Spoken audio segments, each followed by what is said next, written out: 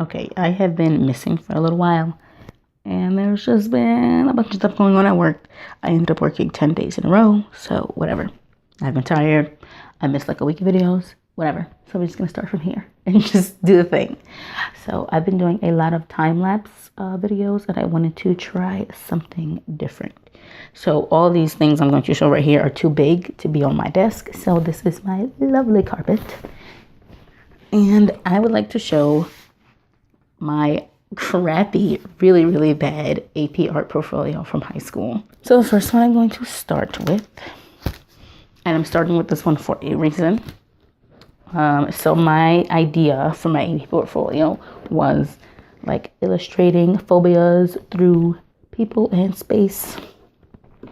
And this one was fear of the dark. Now the reason why I'm starting with this one is because I totally stole this from someone. And I was taking three art classes when I was in high school. I was taking Advanced Open Studio, AP Art, and I was taking video.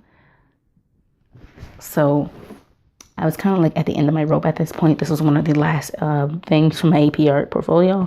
And I was like, I just want to get it done. I don't freaking care. Like, just put anything in there. So I saw this on DeviantArt, and I was like, I'm freaking using this. So I used it. I think there was digital art, and like the hallway was a little bit elongated. It wasn't like exactly the same, but basically the same freaking picture. So I saw it on DeviantArt, and I was like, I'm going to use this for my AP portfolio. And that is so bad. This is not what you do, okay? You do not take people's art and use it, and you definitely don't submit it to your AP art portfolios. Like, this was a bad thing to do. But since it's part of it, I'm going to show it. And surprisingly enough, well, I mean, obviously, it's not like surprising. Like, this happened to be one of the better pieces. Because you know why? Because I didn't freaking do it. That's why. Because I didn't come up with the concept. My concept in high school were not very good. One, and this was fear of the dark. And I freaking stole it. So don't do that. But this was like 16-year-old me. Still don't do that.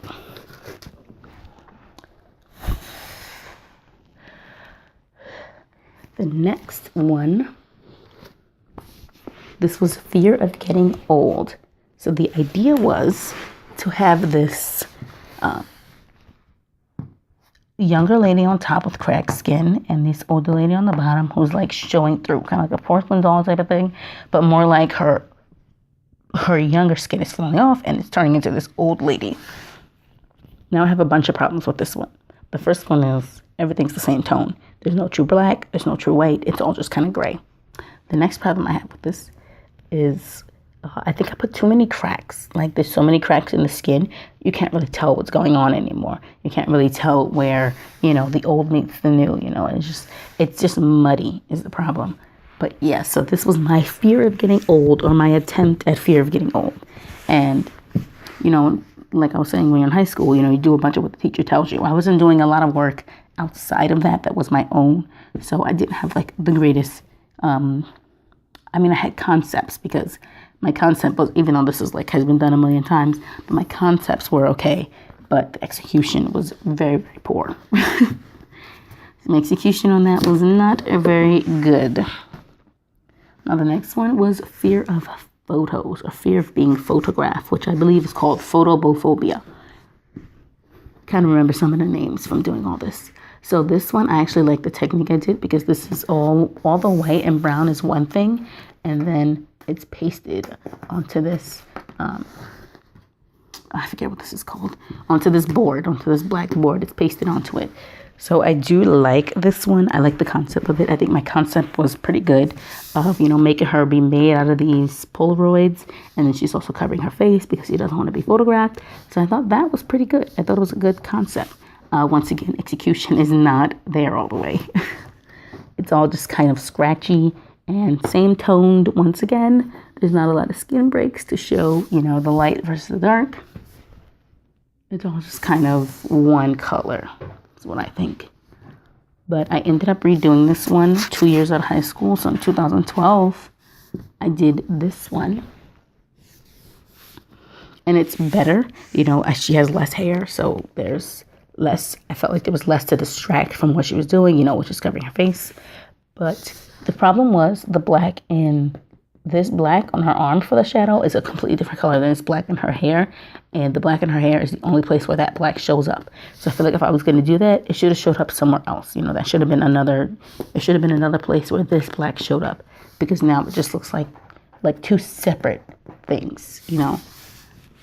But this was one of the first times I had used ink. So I was starting to use ink here, and that's when I was like, man, I really like this. So this is when I first started to use ink.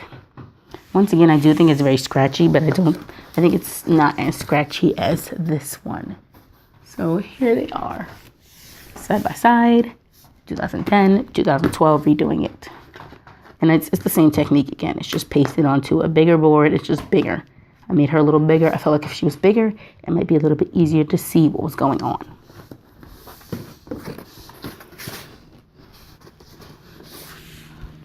And this next one, this is another one where I was kind of like done with this. I think I did this one right before I did the art thief one. And I didn't really do it then because this is like a redo. So I had first done this. I forget what it was for, what the project was. But I had first done this, and it was just a black background, and it didn't have any of these words. It was just the head and the hands. You know, everything else, like the mouth and everything was there, but it was just the brown part. It wasn't, the background was just black. And I was like, I need more work for my portfolio. I didn't have time to like start doing more and more stuff. So I decided to redo or like rework an old work that I had. So this one was fear of lying. I don't know what the word for that one is, but I decided to just rework. I mean, I thought it worked. I thought that this old piece that I had would work well with the fear of lying. So I went from top to bottom, you know, stop lying to me. I went from small font to big font. And then some of these are like lies that people would say, like, you know, one says like, I'm not a liar. Why can't you tell me the truth? Don't lie to me. I don't like liars. You always lie. Stuff like that, like stupid stuff. And, you know, I was in high school, so what do you expect? You're going to get stupid stuff like this. But I wouldn't say this one is one of the worst ones I did. I still think the fear of getting old is probably one of the worst ones in the entire pile. But it's definitely not great. It's not like a great concept, a great drawing.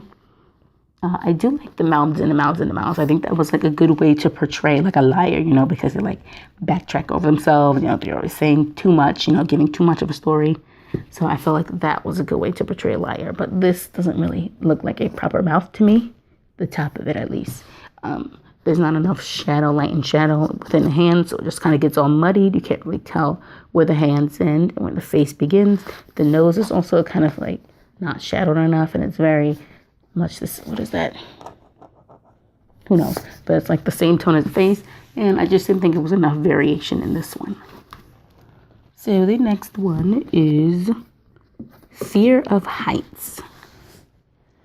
Now I like the concept on this one. I thought it was a good concept. You know, it had this balloon floating away in this city in the background. I thought it was pretty good.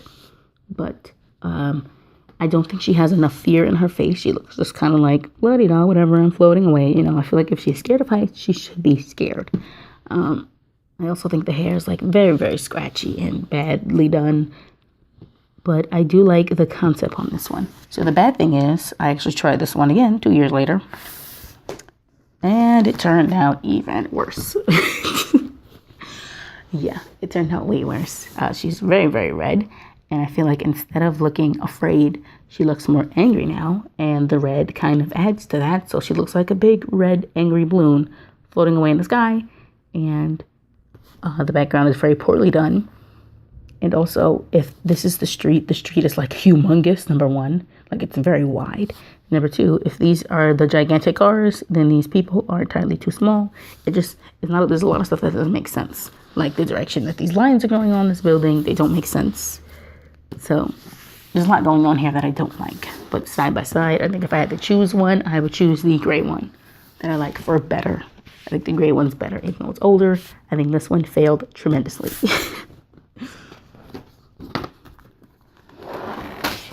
So the next one is this is also one of my favorites. This was fear of being like bought, or you know, fear of like prostitution. I can't remember exactly what it was, but it was like fear of feeling like you're being used, maybe, or like, you know, you're feeling like someone's treating you like you're an object. and not like a person. So this one is actually a picture.